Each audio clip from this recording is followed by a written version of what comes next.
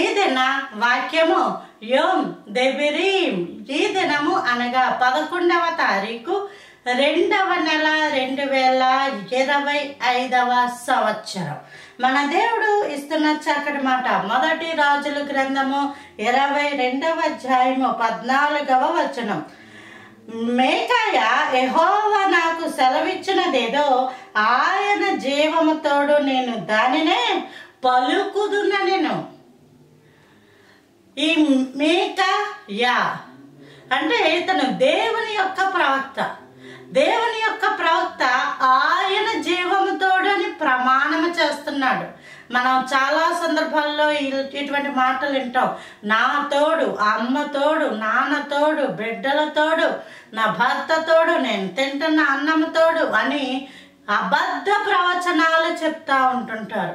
ఏదైనా విషయంలో వాళ్ళని నించోబెట్టినప్పుడు వారి యొక్క మాట మీద నిర్ణయాలు, వారి యొక్క భవిష్యత్తు ఆధారపడి ఉన్నప్పుడు మాటలు తిప్పేసే వాళ్ళు చాలా మంది ఉంటారు.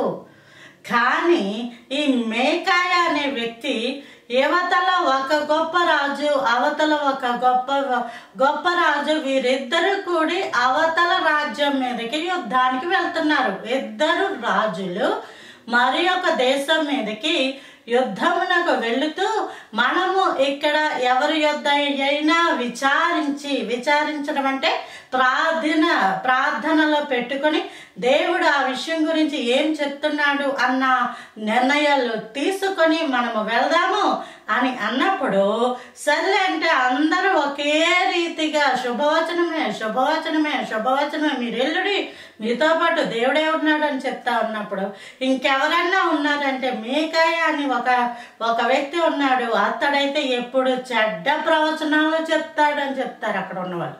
అయినప్పటికీ అతన్ని కూడా తీసుకొని రండి అన్నప్పుడు మేకాయాను కూడా తీసుకుని వెళ్ళారు.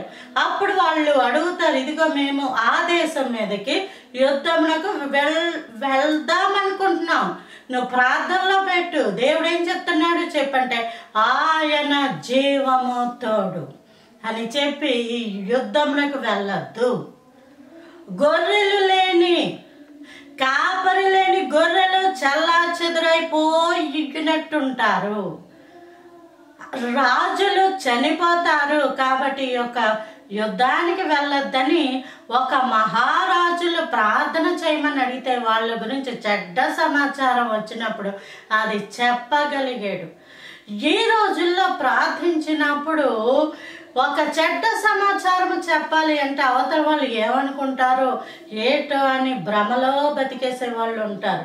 దేవుడు మంచి చెప్తేనే దేవుడు, చెడు చెప్తే దేవుడు కాదు అనుకుంటున్న వాళ్ళు ఉంటారు. మరొక వ్యక్తిని ప్రార్థించే వారిని మార్చేస్తూ ఉంటుంటారు. కానీ దేవుని మాట నిర్ణయము ఆయన జీవముతోడు అని నిజము చెప్పాడు ఈ ప్రవక్త. ఈ రోజు కూడా మన జీవితాలలో దేవుని కృపను బట్టి దేవుడు ఏదన్నా బయలుపరిస్తే అది చెప్పగలిగే కృప ఉండాలి. చెప్పినప్పుడు అది జరిగించేవాడు దేవుని కృపయే. అది మంచి అయినను సరే చెడు అయినను సరే.